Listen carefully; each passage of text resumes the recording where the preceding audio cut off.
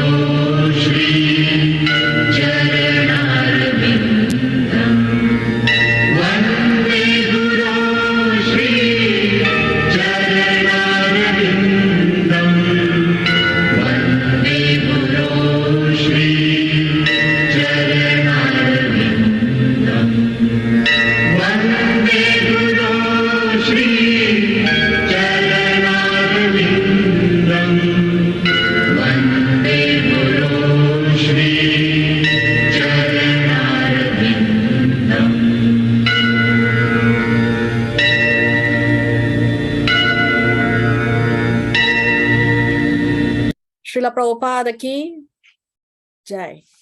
Jai. Om Ajnana Timirandasya Jnananjana Shalakaya Chakshurun Militam Yena Tasmai Shri Gurave Namaha.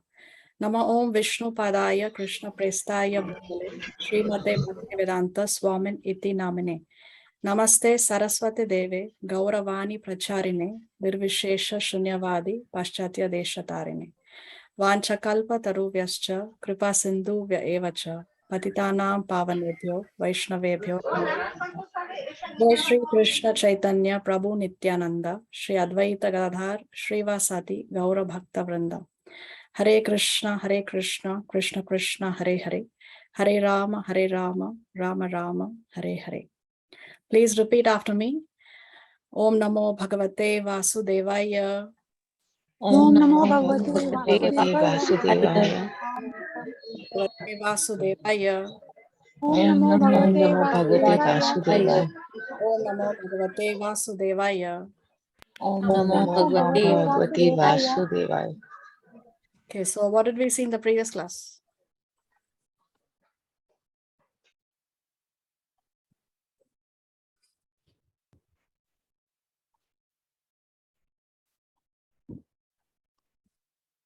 So Krishna book is a summary of the 10th canto of which book? Srimad Bhagavatam. Srimad Bhagavatam, isn't it? And we discussed how Vedic knowledge is passed down in disciplic succession, coming from Krishna to Brahma, from Brahma to Narada Muni to Vyasadeva. So like that, we discussed how this was passed down only orally, but then Vyasadeva, some 5,000 years ago, for the benefit of the people of Kali Yuga, put everything into writing. He wrote them on palm leaves because the people of Kali Yuga have weak memories. So then we discussed how, upon the advice of his spiritual master Narada Muni, Vyasadeva composed his final masterpiece, which is the Srimad Bhagavatam. That's how Srimad Bhagavatam is the Amala Purana, or the spotless Purana, because it discusses about the glories of the Lord and his devotees. And then we read Prabhupada's dedication and the preface. So in the preface, we saw how Srila Prabhupada talks about what is the definition of God as given to us by Parashar Muni. And according to this definition, God is that personality who has all 6 opulences in to the fullest extent. So what are the 6 opulences? Wealth, power, fame, beauty, wisdom, and renunciation. So God is that person who has all these 6 and to the fullest extent. So that's the definition of God. And then Prabhupada also explained how the previous acharyas, previous great Vedic authorities have also accepted Krishna as Purna Bhagwan, or the Supreme Personality of Godhead. We saw how there are 14 planetary systems within each universe, and we are in the middle, Bhuloka, that's where we are situated. Upper ones are we have Swarga Loka and Satya Loka. All these are higher planetary systems. The topmost planet in the universe is the abode of Lord Brahma, because Lord Brahma is the first created being. So his abode is the topmost within the 14 planetary systems. It is called as Satya Loka. And down we have Patala Loka, Rasatala, Mahatala, Talatala, Sutala, Vitala, and Atala. So these are the lower planetary systems below our earthly planetary systems. And then we saw how Prabhupada discusses that God is God. He's the master of all mystic powers. He's Yogeshwar, or he's Mahayogeshwar. Nobody can become God, because God is God. Because a person is undergoing a yogic process, and he achieves some Ashta Siddhis, or he achieves some mystic powers, that doesn't mean that he can become God. Nobody can become God. God is always God. Krishna also, he showed how from his very appearance in the prison of Kamsa, how he first appeared in the four-handed form, and then he took the form of a baby, and how the guards, they went off to sleep, and the chains binding Vasudev was released. So like that, Krishna also has shown his mystic powers, but it's not that he has done some process to develop those mystic powers. He already has that, because he is Mahayogeshwar. So this is what Prabhupada explains in the preface. And then we discussed how we can be at peace. The living entity can find happiness only when we serve the Lord, because that is our constitutional position. Every one of us has a certain relationship with the Lord. They are called as the rasas, or mellows. So there are 5 principal rasas, and there are 7 secondary rasas. So every living entity shares a certain rasa with the Supreme Personality of Godhead, that we discussed in detail in the previous class. And we also discussed how Lord Krishna is Akhila Rasamrita Sindhu. He is the fountainhead of all the rasas. And then Prabhupada acknowledges the donation of George Harrison. He donated $19,000 for the printing of this Krishna book. And then he also acknowledges the efforts of his disciples, who have in some way or the other contributed to the publishing of this book. So today we will be seeing the introduction that Prabhupada has given us in the Krishna book, before we can begin with chapter number 1, hopefully in the next class. Does anybody have any question or anything to ask before we begin? Okay, we need a volunteer for reading, please. Who can read for us today? We can read, Mataji. Sutta, Okay. Sutta, yes. Sutasini, yes. Okay, thank you. Please read this introduction. Introduction. Krishna, Krishna, Krishna, Krishna, Krishna, Krishna, Krishna, Krishna, Krishna, Krishna, Krishna, Krishna, Krishna, Krishna, Raksha Mam, Krishna, Krishna, Krishna, Krishna, Krishna, Krishna, Pahimam, Rama Raghava, Rama Raghava, Rama Raghava, Raksha Mam, Krishna Kesava, Krishna Kesava, Krishna Kesava, Pahimam, Chaitanya Charitamrita. While attempting to write this book, Krishna, let me first offer my respectful obeisance unto my spiritual master, Om Vishnupada, under 8 Sri Srimad Bhakti Siddhanta Saraswati Goswami Maharaja Prabhupada. Then let me offer my respectful obeisance to the Ocean of Multi, Lord Sri Krishna Chaitanya Mahaprabhu. He is the Supreme Personality of Godhead, Krishna himself, appearing in the role of devotee just to distribute the highest principles of devotional service. Lord Chaitanya began his preaching from the country known as Gauda Desa, West Bengal. So Srila Prabhupada, he begins with this bhajan, very famous bhajan, and then he offers his obeisances, his respectful obeisances unto his spiritual master, Srila Bhakti Siddhanta Saraswati Thakur. So Om Vishnu Pad 108. So this number 108 in Sanskrit is referred to as Ashtotara Shata. Shata means 100 and Ashta means 8. So Ashtotara Shata means 108, 108. And this number 108 is added to the name of the spiritual master to indicate that this particular personality is situated in the Shuddha Sattva stage. What is the Shuddha Sattva stage? Shuddha Sattva stage is even beyond the mode of goodness. We know that there are 3 modes: mode of ignorance, mode of passion, and mode of goodness. Tamoguna, Rajoguna, and Sattva-guna. So the Shuddha Sattva stage is even beyond the mode of goodness. So when this number is added to the name, it indicates that this person is situated in the Shuddha Sattva stage. So who is Chaitanya Mahaprabhu? Chaitanya Mahaprabhu is none other than Krishna himself, but in the mood of Srimati Radharani, or with the heart of Srimati Radharani. He appeared some 500 years ago in a place called Mayapur. Even today, you can go and visit if you visit Sri Mayapur Dham, you can go and visit the tree under which he had appeared. So Sri Chaitanya Mahaprabhu is the mercy incarnation. Of all the incarnation, he is the most merciful incarnation. Why? Because he distributed the love of God freely, without any conditions. Even Krishna, when Krishna appeared on this planet, he had one condition, isn't it? What was Krishna's condition? First, you surrender unto me.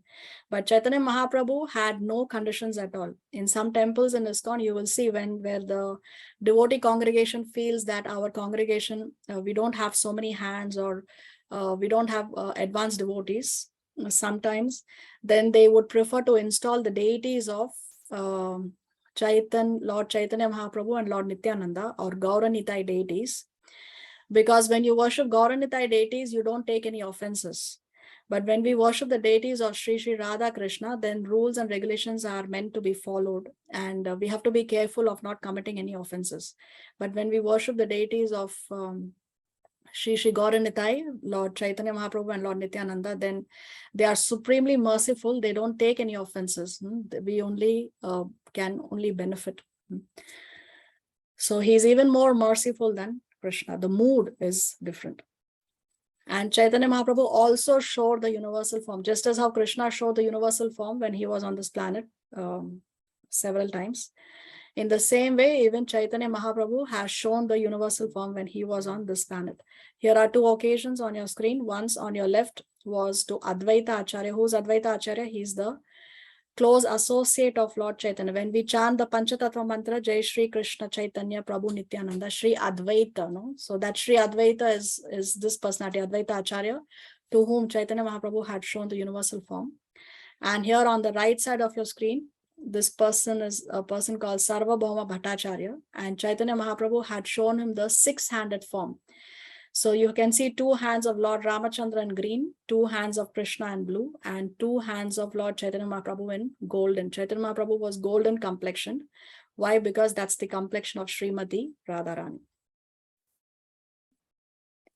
Okay, let's continue reading.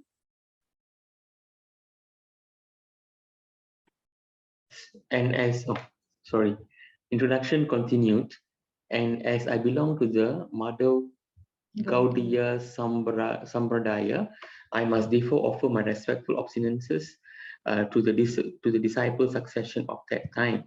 This Madhava Gaudiya Sampradaya is known as the Brahma Sampradaya because the disciple succession originally began from Brahma. Brahma instructed the sage Narada, Narada instructed Vyasadeva, and Vyasadeva instructed Madhava Muni, or Madhavacharya. Sri Madhavendra Puri, the originator of the Madhava Gaudiya Sampradaya, was a sannyasi, renunciant, who belonged to the Madhavacharya disciple succession. He had many renowned disciples, such as Nityananda Prabhu, Advaita Prabhu, and Iswara Puri. Iswarapuri happened to be the spiritual master of Lord Chaitanya Mahaprabhu. So let us offer our respectful obeisances to Iswarapuri, Nityananda Prabhu, Sri Advaita Acharya Prabhu, Srivasa Pandita, and Sri Gadadhara Pandita. Next, let us offer our respectful obeisances to Swarupa Damodara, who acted as a private secretary to Lord Chaitanya Mahaprabhu. And let us offer our respectful obeisances to Sri Vasudeva Datta and the constant attendant of Lord Chaitanya, Sri Govinda, and the constant friend of Lord Chaitanya, Mukunda, and also to Murari Gupta. And let us offer our respectful obeisances to the 6 Goswami of Vrindavana, Sri Rupa Goswami, Sri Santana Goswami, Sri Raghunatha Bhatta Goswami, Sri Gopala Bhatta Goswami, Sri Jiva Goswami, and Sri Raghunatha Dasa Goswami. So Srila Prabhupada is now offering his respectful obeisances to the disciplic succession. He is mentioning the more prominent names in the Sampradaya, and also he's mentioning the names of the close associates of Lord Chaitanya Mahaprabhu here in the second half of the paragraph. Now let's understand a little bit more about the Madhva Gaudiya Sampradaya, or the Brahma Madhva Gaudiya Sampradaya. Because we know that how when we accept a spiritual master, a bona fide spiritual master is one who belongs to one of these 4 disciplic successions. There are 4 bona fide sampradayas or disciplic successions. What are these 4 sampradayas? Brahma Sampradaya, Shri Sampradaya, Rudra Sampradaya, and Kumara Sampradaya. So Brahma Sampradaya, Lord Brahma. Shri Sampradaya is Shri or Goddess Lakshmi. Rudra Sampradaya is from Lord Shiva, and Kumara Sampradaya is from the 4 Kumaras. Now, the disciplic succession which ISKCON belongs to, or the Hare Krishna movement belongs to, is, as Prabhupada wrote, Brahma Madhva Gaudiya Sampradaya. So it's coming from Lord Brahma. Brahma spoke it to Narada Muni, and like that it's coming down. And then we have Madhvacharya. That's why Brahma Madhva, right? So Madhvacharya is the prominent Acharya here. And then at number 22, we have Lord Chaitanya Mahaprabhu. So Gaudiya refers to Lord Chaitanya Mahaprabhu. So this movement belongs to the Brahma Madhva Gaudiya Sampradaya. So when you visit an ISKCON temple, usually you will see this picture here, which is on your, once again, let me.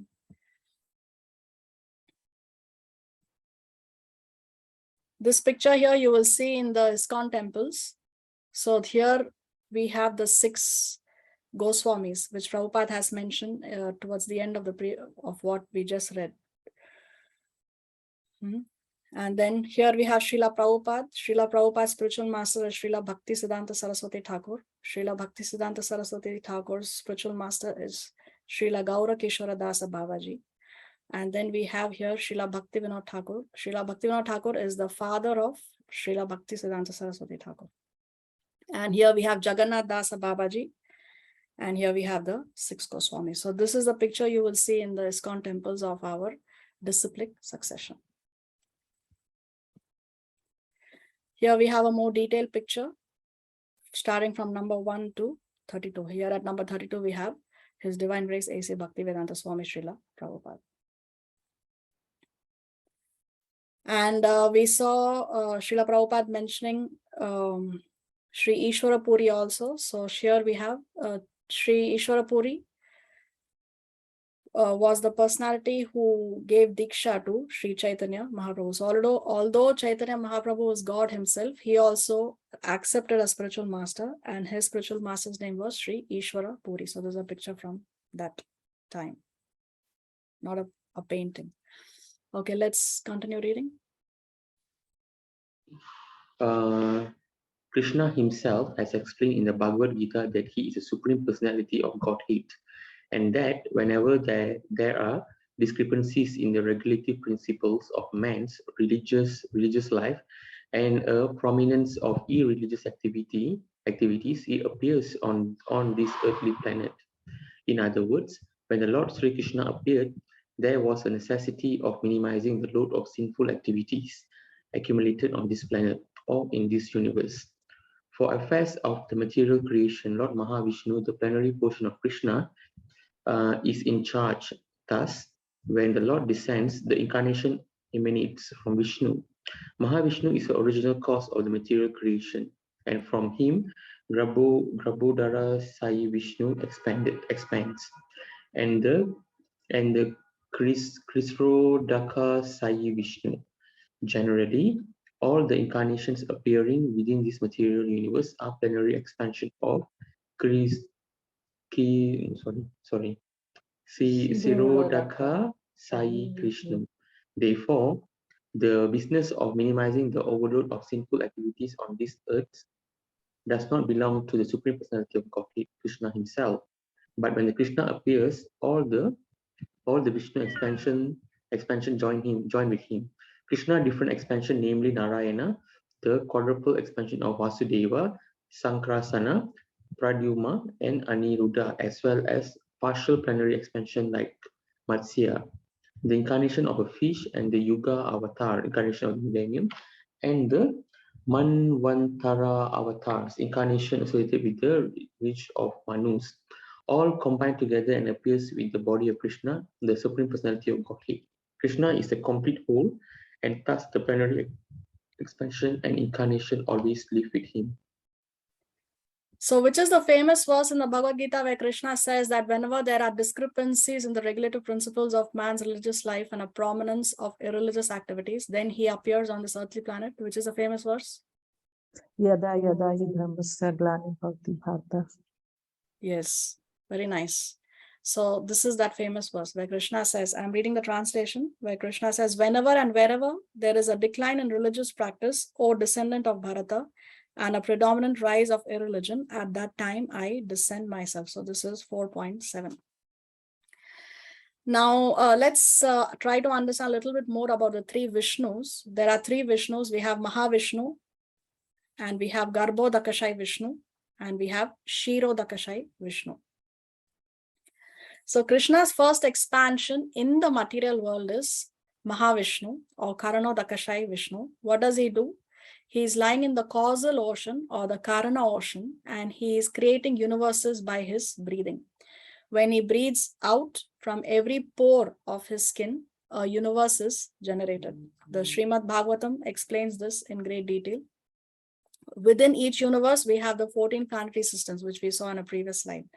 So there are millions and millions of universes that are created by his breathing out. And when he breathes in, then all these universes again go inside the body of Mahavishnu. Then Mahavishnu's expansion is Garbhodakashai Vishnu. Garbhodakashai Vishnu enters into each universe. Each of these bubbles here represents one universe. So within each universe, we have one Garbhodakashai Vishnu. From the navel of Garbhodakashai Vishnu, a lotus flower emanates. And on the top of the lotus flower, we have Lord Brahma. And it's in the stem of that lotus flower that we have those 14 planetary systems. Then Garbhodakashai Vishnu expands as Kshirodakashai Vishnu. Kshirodakashai Vishnu enters into the heart of every living entity, beginning from the smallest ant right up to Lord Brahma.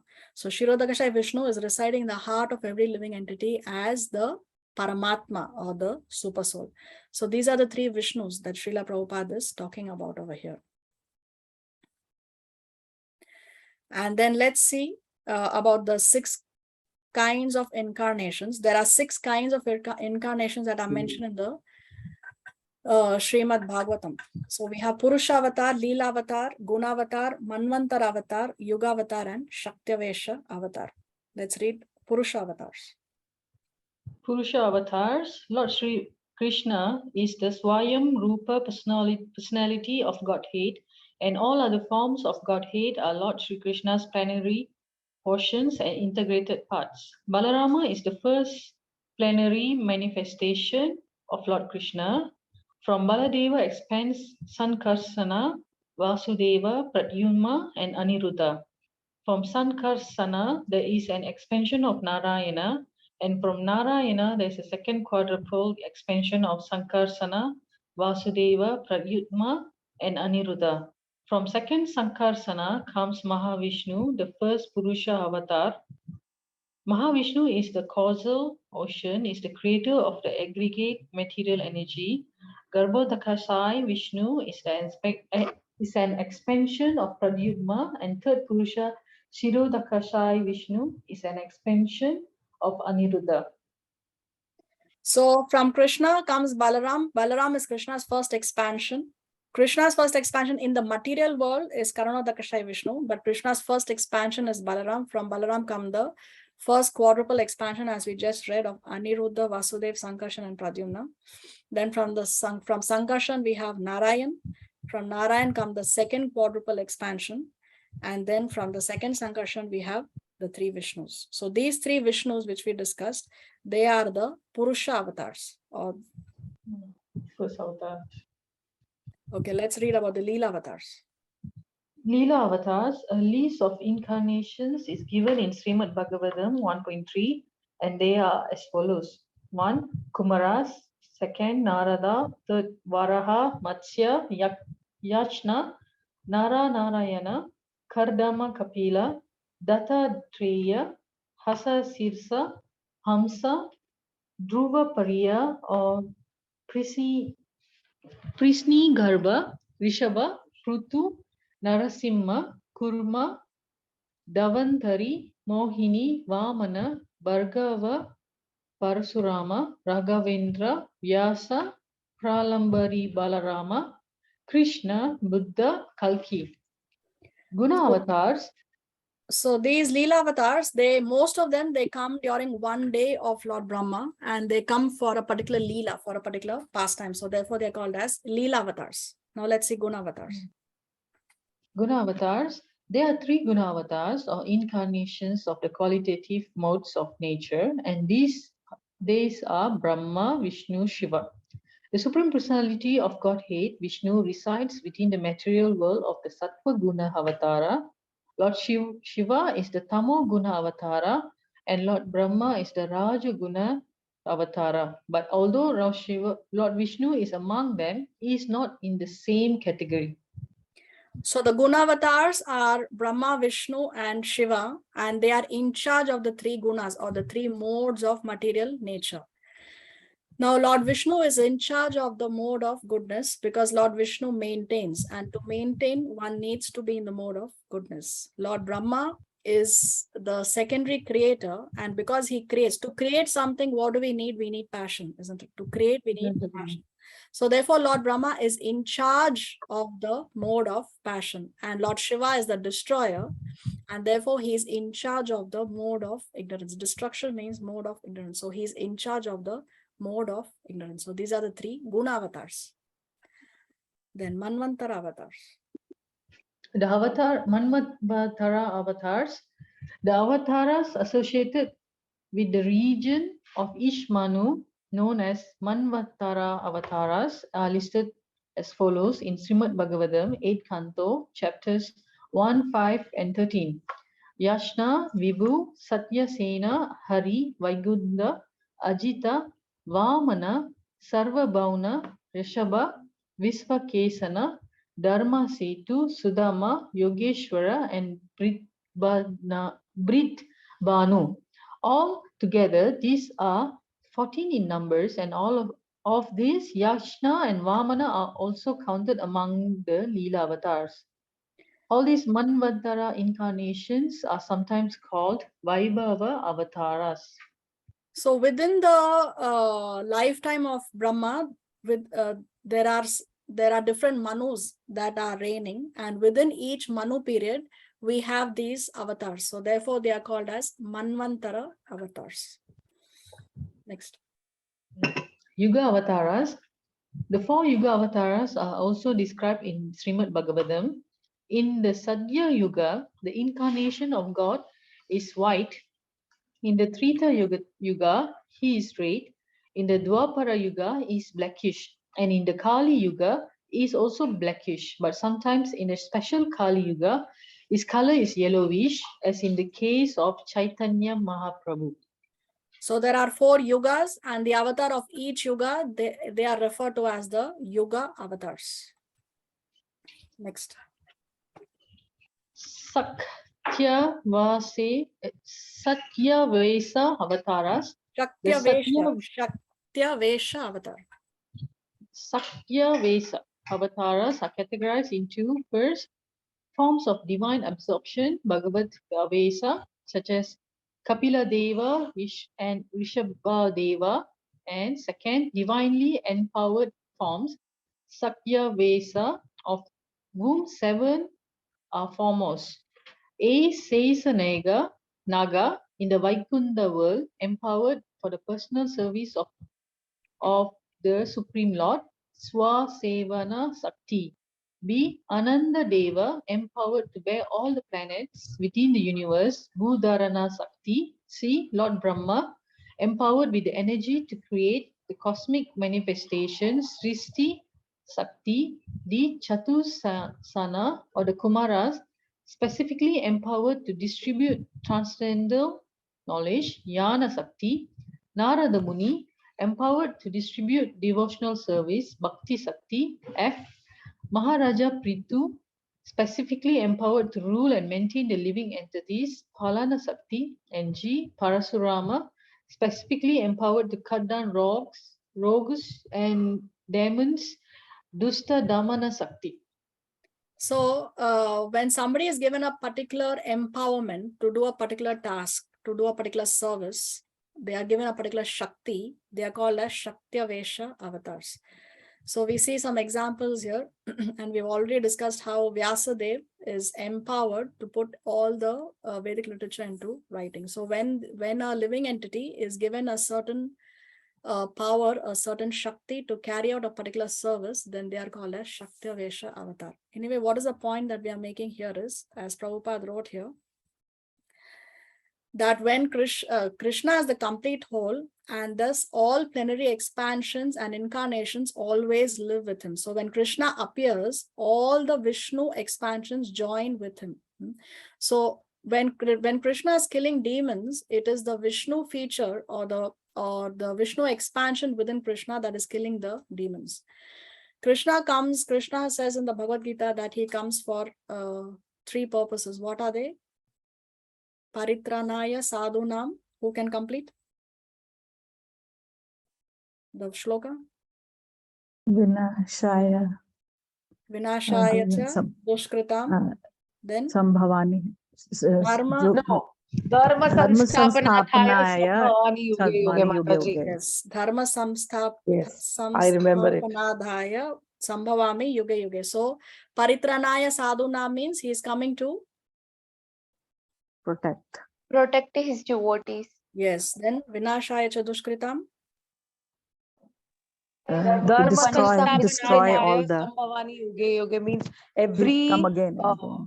every era I will be back if dharma will be destroyed or religion will be destroyed, and so I will be back. Yes. He said, So what are the 3 reasons? 1 is to protect the devotees, 2 is to destroy protect the the demons, devotees. Then if religion is Dharma, to protect the dharma. and or 3rd religion. is to protect the dharma. So what is the Yes. main out of the 3, which is the most important? What is the reason that Krishna comes for specifically most To important? protect dharma. To protect his devotees. To protect his Yes, devotees. to protect his devotees. Exactly. Actually, Krishna is coming to protect his devotees because he is Bhakta Vatsala, no? So he is coming mainly to protect his devotees. Killing of the demons, that is done by the Vishnu feature. The Krishna doesn't personally come for that. And setting to establish the principles of religion also, he can send his agents. We have the spiritual master, we have the representatives of Krishna who can also do that. But Krishna specifically comes for his devotees because he is Bhakta Vatsala. The devotees are very, very dear to him. Okay, let's continue reading the introduction. Introduction continued. Therefore, when Krishna appeared, Lord Vishnu was with him.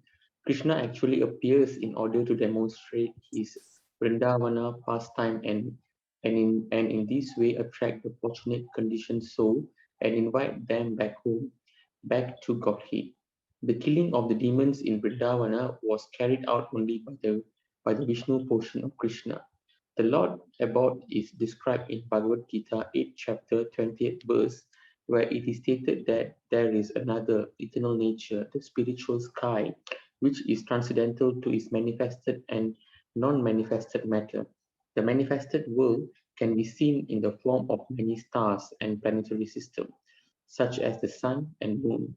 But beyond this, there is a non-manifested portion which is not approachable by anyone in this body. And beyond that non-manifested matter is the spiritual kingdom. That kingdom is described in the Bhagavad Gita as supreme and eternal, never to be annihilated. This material nature is subjected to repeated creation and annihilation, but that part, the spiritual nature, remains as it is eternally. So when Krishna appears, Lord Vishnu also appears with him, and it is the Vishnu feature of Krishna which is killing the demons. So Krishna is actually coming to attract the conditioned souls and invite them back home, back to Godhead. This is why Krishna actually appears, as we discussed previously. That's why Krishna is called as a Leela Purushottam. Leela Purushottam, the pastimes or the Leelas of Krishna are unmatched, completely unmatched. Right from his appearance also is so dramatic, isn't it? He appeared in the prison of Kamsa. His parents were chained, and then when he appeared, then the chains were open, the guards were sleeping, and then it was raining profusely. The Yamuna river gave way so that his father can take him to the house of Yashoda, and then he was exchanged with Yashoda's daughter. So everything is so dramatic. And then so many demons were sent one after the other to kill Krishna. So you see, his leelas are unmatched, and by his leelas he attracts. We get attracted to him, and therefore we want to go back to him. We want to go back home, back to his abode from where we originally came. That's why he's called as a Leela Purushottam. And then, of course, Prabhupada discusses about how the spiritual world is not like the material world, where there is creation and destruction. The spiritual world is eternal; it remains as it is. But the material world is subject. Every time Mahavishnu breathes in, then all the universes are going inside. So there is continuous creation and destruction. So the soul here in the conditioned state, every time there is birth, death, disease, and old age. But these problems do not exist in the spiritual world. Let's continue. Introduction continued. The supreme abode of the personality of Godhead Krishna, it is also described in the Brahma Samhita as the abode of Chintamani. The abode of Lord Krishna, known as Goloka Vrindavana, is full of palaces made of touchstone. There the trees are called desire trees, and the cows are called Surabhi. The Lord is served there by hundreds and thousands of goddesses of fortune. His name is Govinda, the primeval Lord, and he is the cause of all causes. There the Lord plays his flute. His eyes are like lotus petals, and the color of his body is like that of a beautiful cloud. On his head is a peacock feather. He is so attractive that he excels thousands of cupids. Lord Krishna gives only a little hint in the Gita of his personal abode, which is the supermost planet in the spiritual kingdom. But in Srimad Bhagavatam, Krishna actually appears with all his paraphernalia and demonstrate his activities in Vrindavana, then at Madura, and then at Dwarka. The subject matter of this book will gradually reveal all these activities. So in Krishna book, we will see how Krishna displayed his activities in these three places, principally Vrindavan. He was brought up in Vrindavan. He appeared in Mathura, and then he went back to Mathura where he killed Kamsa. And in Dwarka, he lived as a grihastha with his wives. How many wives Krishna had? 16,108. Only. Yes, because he is God, he can have 1,000,000 more. How many children Krishna had?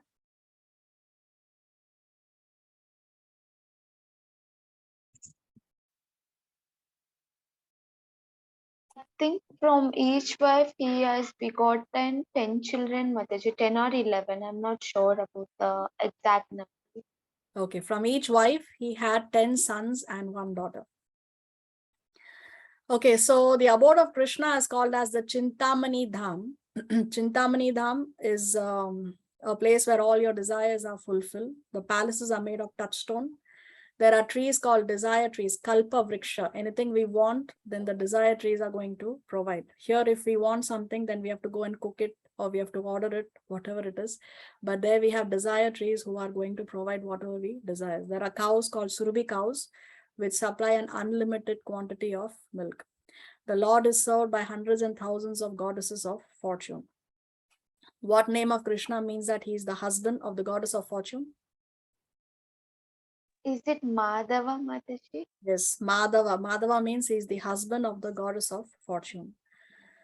The name Govinda, what does the name Govinda mean? The one who gives the pleasure to the cows and the protector, the one who gives the pleasure to the senses and protector of the cows. And one more meaning is there, 3. Third one? And I think related to earth. To land, he gives pleasure to the land. So go means cow, go also means senses, and go also means land. So Govinda means he who gives pleasure to the cows, to the land, and to the senses. The primeval Lord, and he is the cause of all causes. Lord Brahma, in the Brahma Samhita, he prays like this. He says, Ishvara Parama Krishna. He is the primeval God.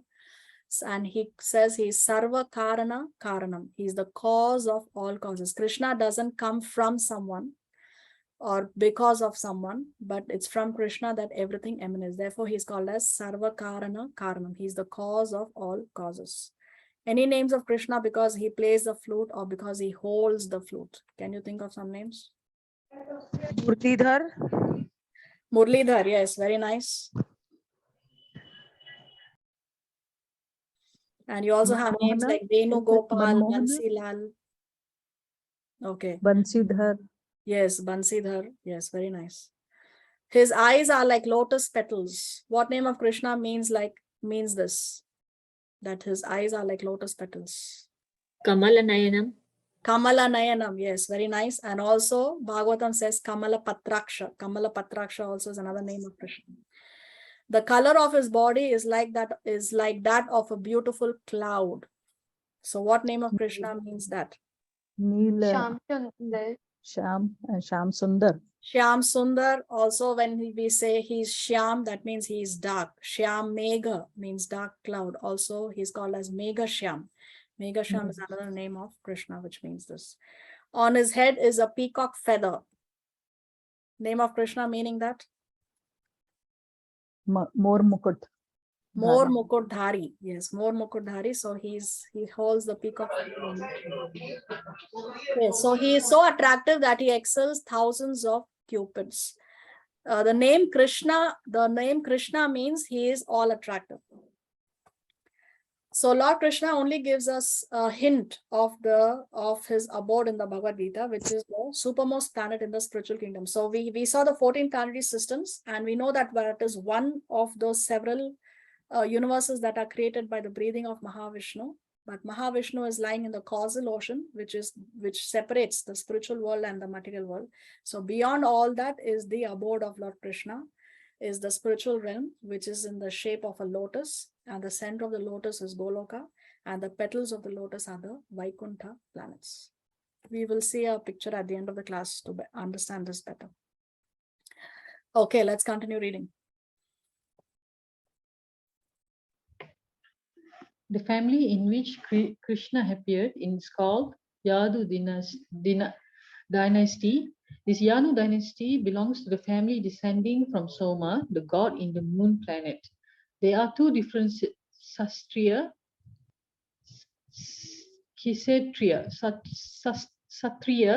families of the royal order, one descending from the king of the moon planet and the other descending from the king of the sun planet.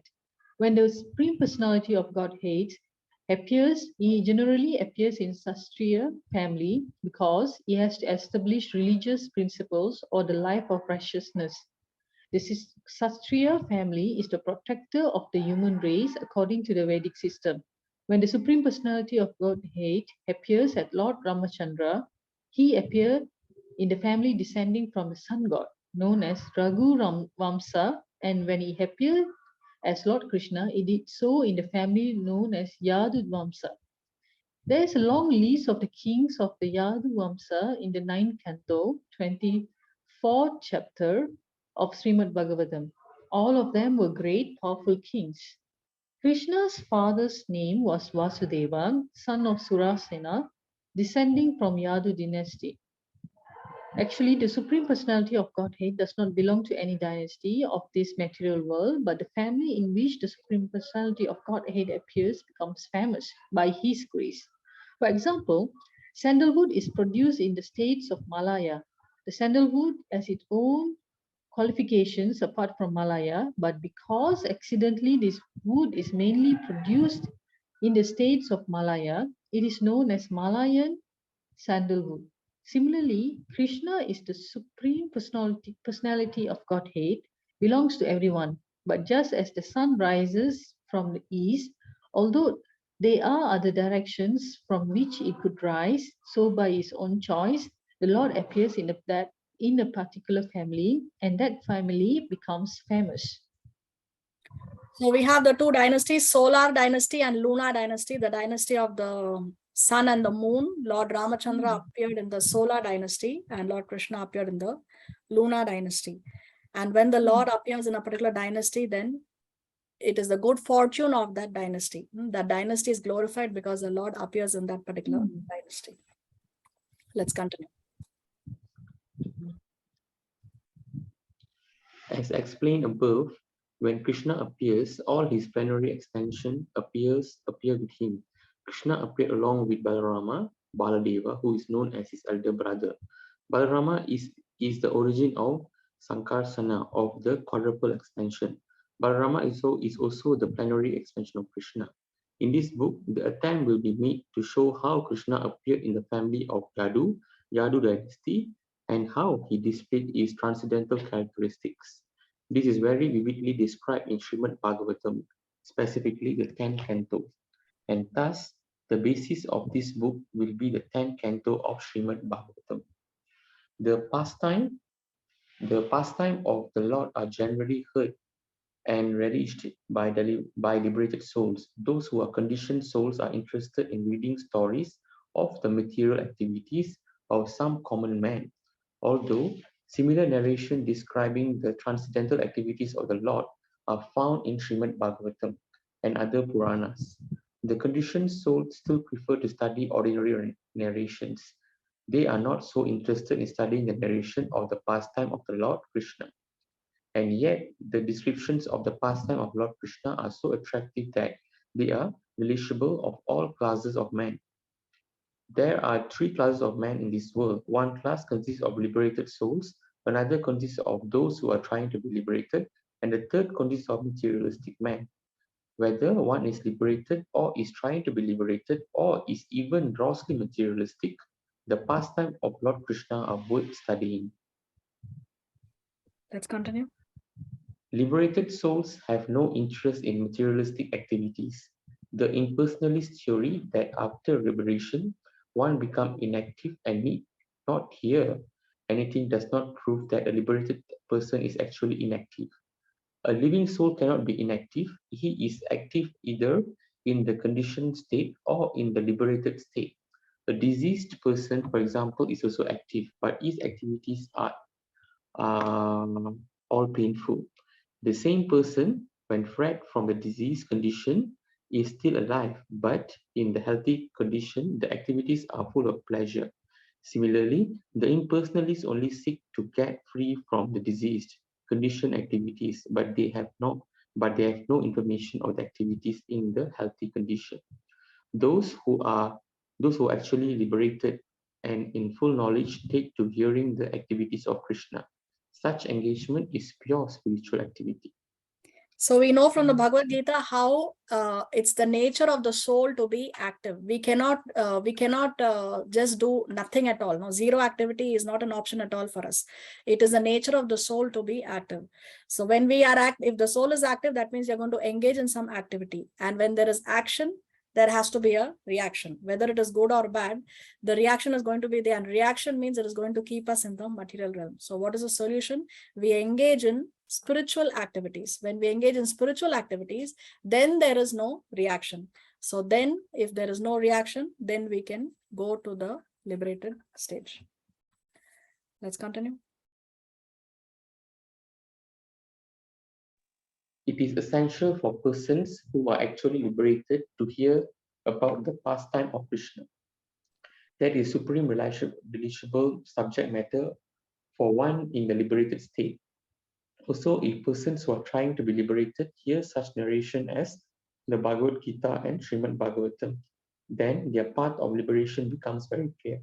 The Bhagavad Gita is a preliminary study of Srimad Bhagavatam. By studying the Gita, one becomes fully conscious of the position of Lord Krishna. And when he is situated in the lotus feet of Krishna, he understands the narration of Krishna as described in Srimad Bhagavatam.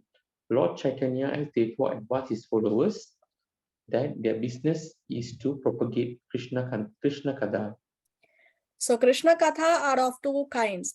Either you hear from Krishna, that is also Krishna Katha, or you hear about Krishna, that is also Krishna Katha. Bhagavad Gita, we are hearing from Krishna, and Srimad Bhagavatam, we are hearing about Krishna from the exalted personalities. So both will help us to purify ourselves and reach the liberated state. So this is the verse here. See, Srila Prabhupada writes, Chaitanya Mahaprabhu has advised his followers that their business is to propagate Krishna Katha. This is the verse from the Chaitanya Charitamrita, where Lord Chaitanya says that one who has taken his birth as a human being in the land of India, Bharatvarsha, see, Bharata Bhumite, Manushya Janma. So when one who takes birth as a human being in the land of Bharatvarsha, they should make their life successful. How? By working for the benefit of all other people, by doing para upkara, by working for the benefit of all other people. And how can we help others? The greatest para upkara is when we help the person go back home, back to Godhead. When we feed the poor, when we give clothes to the poor, yes, that is also we are benefiting. But are we benefiting? We have to ask the question: are we benefiting the body of the person, or we are benefiting the soul of the person? If we feed a person, we give him clothes, we give him shelter, fine. But again, what? He's again going to take birth again come back to the cycle of birth and death, and the problems are going to continue of material existence. But when we benefit the soul of the person, then we help the person to permanently solve the problem, because once he goes back home, back to Godhead, once he goes back to the spiritual realm, then no more problems of material existence. So that's what Chaitanya Mahaprabhu says. Lord Chaitanya has advised his followers that their business is to propagate Krishna Katha. So if we are Indians, if we are born in Bharatvarsha and we have this human body, then this is our duty. Let's continue. Krishna Katha means narration about Krishna. There are two Krishna Kathas, narration spoken by Krishna and narration spoken about Krishna. The Bhagavad Gita is a narration or the philosophy on the science of God, spoken by Krishna himself. Srimad Bhagavatam is a narration about the activities and transcendental pastime of Krishna. Both are Krishna Katha. It is the order of the Lord Chaitanya that Krishna Katha should be spread all over the world, because if the conditioned soul suffering under the pangs of material existence take to Krishna Katha, then their path of liberation will be open and clear. The purpose of presenting this book is primarily to induce people to understand Krishna or Krishna Katha, because thereby they can become free from material bondage. Next. This Krishna Katha will also be very much appealing to the most materialistic person, because Krishna's pastime with the gopis, cowherd girls, are exactly like the loving affairs between young girls and boys within this material world. Actually, the sex feeling found in human society is not unnatural, because the same sex feeling is there in the original personality of Godhead. The pleasure potency is called Srimad Radharani. The attraction of loving affairs on the basis of sex feeling is the original feature of the Supreme Personality of Godhead. And we, the conditioned soul, being part and parcel of the Supreme, have such feeling also, but they are experienced within the perverted, minute condition. Therefore, When those who are after sex life in this material world hear about Krishna pastime with the gopis, they will relish transcendental pleasure. Although it appears to be materialistic, the advantage will be that they will gradually be elevated to the spiritual platform. In the Bhagavatam, it is stated that if one hears the pastime of Lord Krishna with the gopis from authorities with submission, then he will be promoted to the platform of transcendental loving service to the Lord, and the material disease of lust within his heart, will be completely vanquished. In other words, such hearing will counter-react material sex life.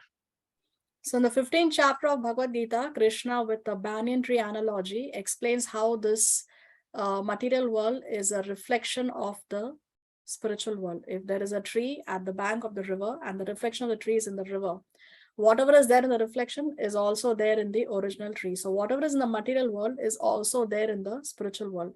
But because this material world is a reflection, the reflection is inverted. So therefore it is perverted. What is pure love in the spiritual world is nothing but lust in the material world. So whatever is here is definitely there, but in the pure form. Let's continue. This book, Krishna, which is filled with Krishna Kada, will thus appeal equally to the liberated souls and to persons who are trying to be liberated, as well as to the gross conditioned materialists. According to the statement of Maharaja Pariksit, who heard about Krishna from Sukadeva Goswami, Krishna Kada is equally applicable to every human being, whatever condition of his life he is in. Surely everyone will appreciate it to the highest magnitude. But Maharaja Pariksit also warned that persons who are simply engaged in killing animals and in killing themselves may not be very much attracted to Krishna Kada. In other words, ordinary persons who are following the regulative moral principles of scriptures, no matter in what condition they were found, will certainly be attracted, but not persons who are killing themselves. The exact word used in Srimad Bhagavatam is pasugana, which means one who is killing animals or killing himself. Persons who are not self-realized and who are not interested in spiritual realization are killing themselves. They are committing suicide.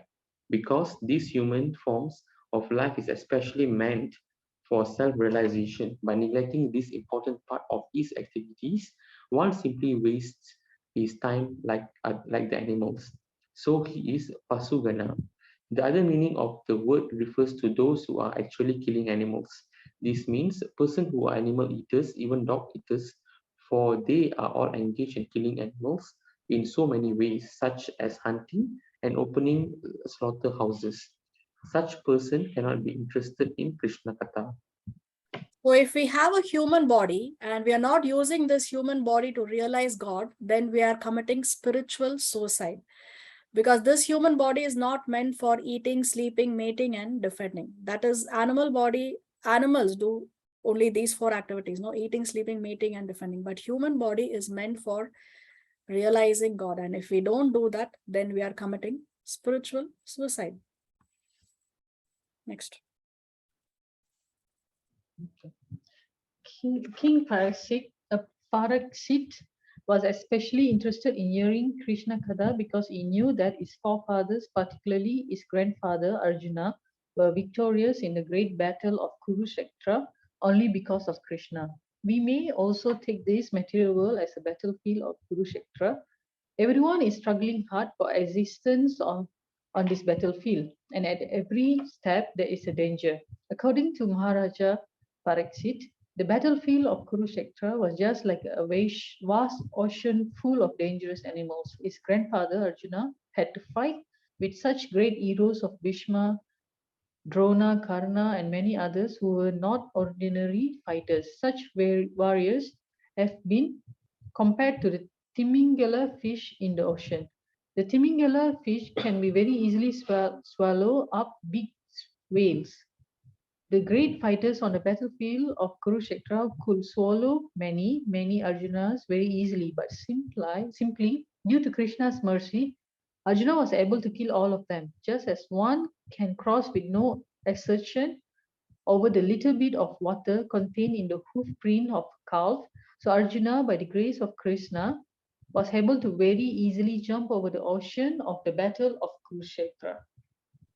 So Timingila fish, in Sanskrit, Timi means whale and Gila means to swallow. So Timingila fish, which is extinct, these fishes could swallow a whale, and not just swallow, but swallow in just one huge bite. So we know that the blue whale is the biggest animal on the planet existing today, and the weight of blue whale is equal to that of 33 elephants. So imagine Timingila fish can swallow a whale in just one huge bite.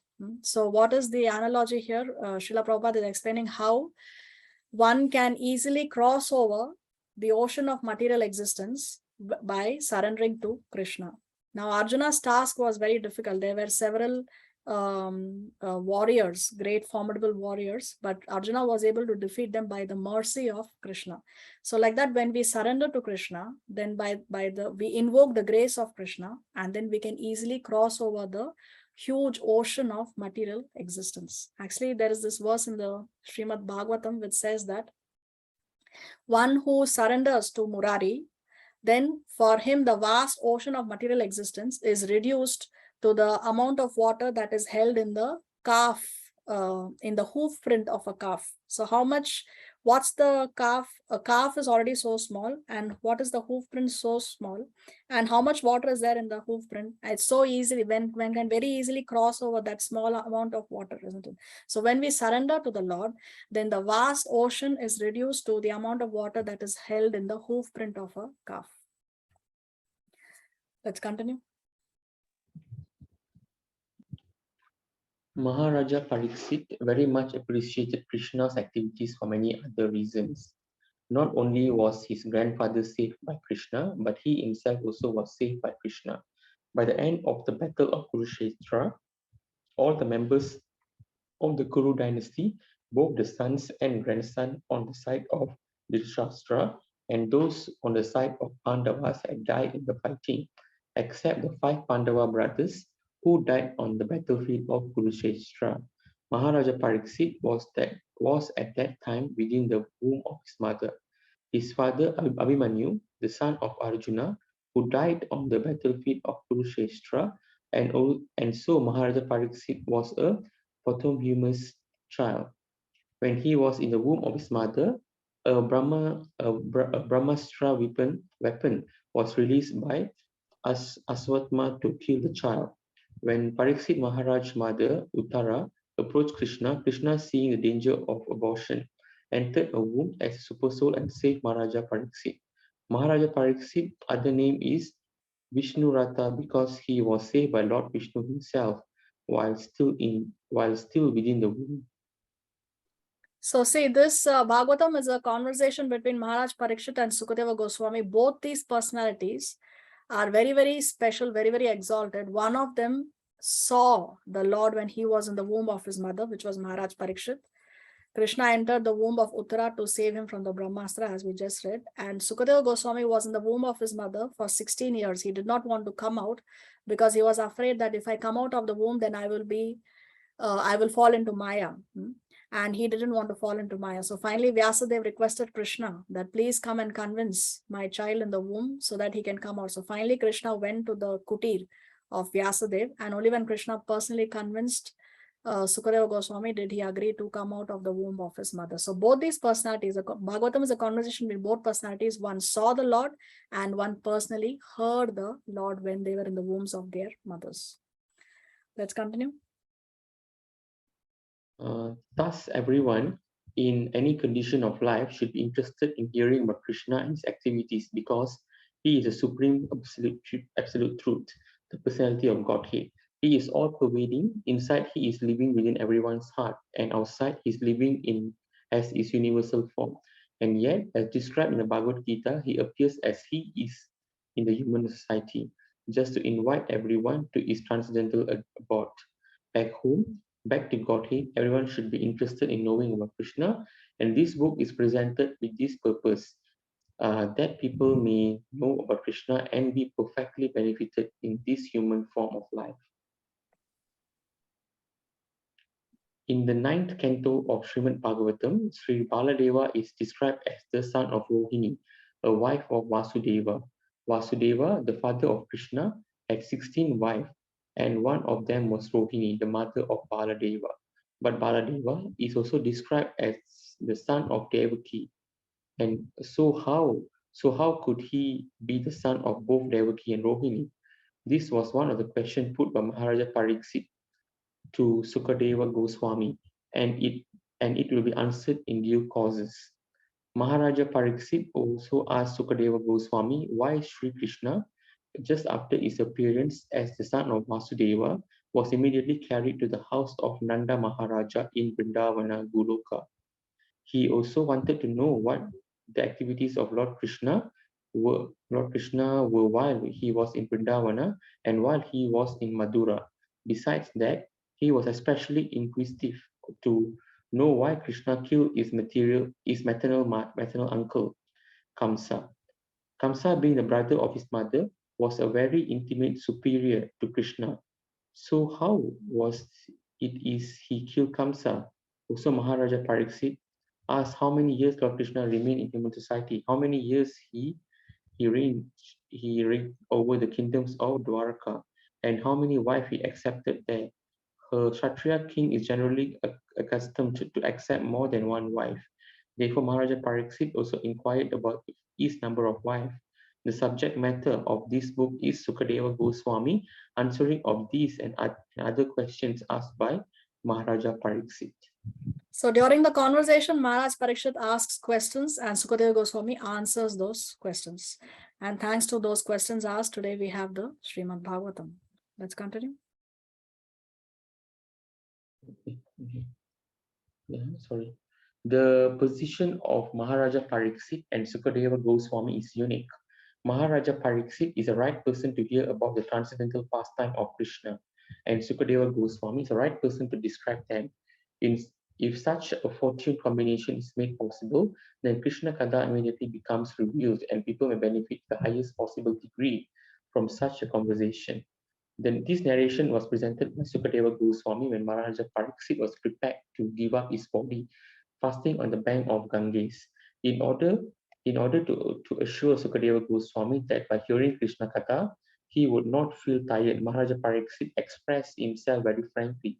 Hunger and thirst may give trouble to ordinary person or to me, but the topic of Krishna are so nice that one can continue to hear them without feeling tired, because such hearing situates one in the transcendental position.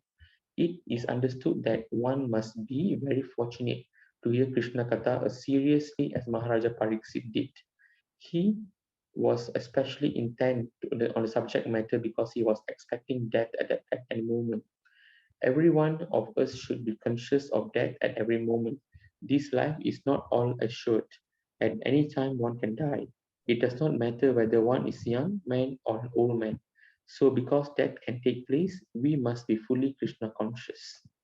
So death can strike at any time, irrespective of whether one is young or old, one can die. Nobody can guarantee that I will be alive tomorrow.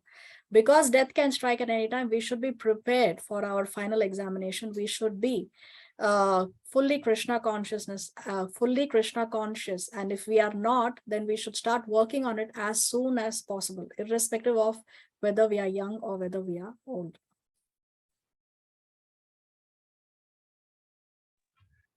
At the point of his death, King Pariksit was hearing Srimad Bhagavatam from Sukadeva Goswami.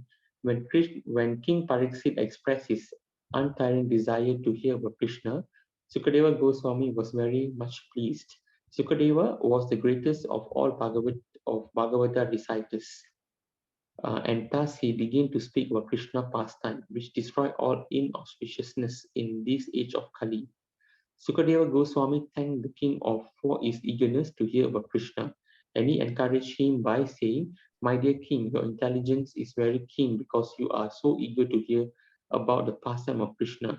He informed Maharaja Pariksit that hearing and chanting the pastime of Krishna are so auspicious that the processes purify the three varieties of man involved: he who recite the transcendental topics of Krishna, he who hears such topics, and he who inquire about him. These pastimes are just like the Ganges water, which flows from the toe of Lord Vishnu. They purify the three worlds, the upper, middle, and lower planetary systems. Okay, so with this, we come to the end of the introduction of the Krishna book. Srila Prabhupada ki Jai.